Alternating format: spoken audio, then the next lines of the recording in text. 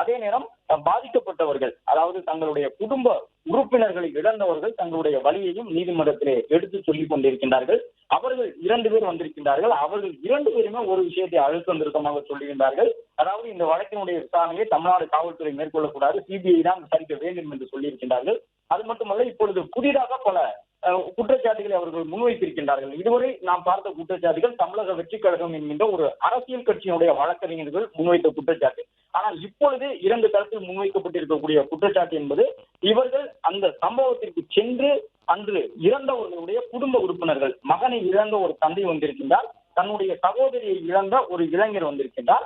அவர்கள் இருவரும் தங்களுடைய வாதங்களை வழக்கறிஞர்கள் மூலமாக முன்வைக்கின்றார்கள். அவர்கள் அப்படி பேசும்போது அவர்கள் சொல்லுகின்றார்கள், அந்த சம்பவம் நடக்க போகின்றது என்பது காவல்துறையினரை தவிர அனைவருக்குமே அங்கே தெரிந்திருக்கும் என்று சொல்லுகின்றார்கள். அந்த அளவு ஒரு சூழ்நிலை அங்கே இருந்தது. விஜய் வரும்பொழுது கடுமையான தள்ளுமுள்ளி ஏற்பட போகின்றது, நிற்பதற்கு இடமில்லை, எல்லோரும் தாகத்தோடு இருக்கின்றார்கள், குடிநீர் கிடைக்கவில்லை, பல பிரச்சனைகள் அந்த இடத்தில் இருந்தன. இவை அங்கே இருந்த அனைவருக்குமே ஒரு பதைபதைப்பை ஏற்படுத்தியிருந்தது.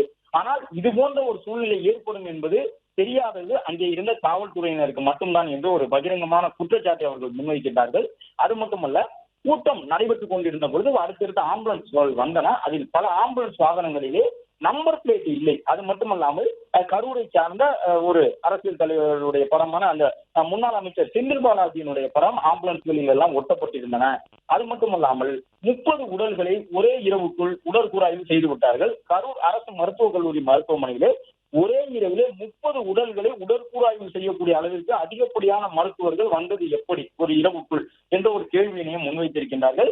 ஏற்கனவே அரசு தரப்பிலே தாவேகா இதே போன்ற ஒரு குற்றச்சாட்டை முன்வைத்த பொழுது விளக்கம் அளித்திருந்தார்கள். இரவு நேரத்திலே உடற்கூறாய்வு செய்யக்கூடாது என்று ஒரு விதிகள் இருக்கின்றது, அதையெல்லாம் மீறி இவர்கள் உடற்கூறாய்வு செய்து விட்டார்கள் என்று தாவேகா அவர்கள் சொன்னார்கள். ஆனால் அதை நீதிமன்றத்திலே அரசு தரப்பு மறுத்துவிட்டது. சில விதிவிலக்குகள் இருக்கின்றன.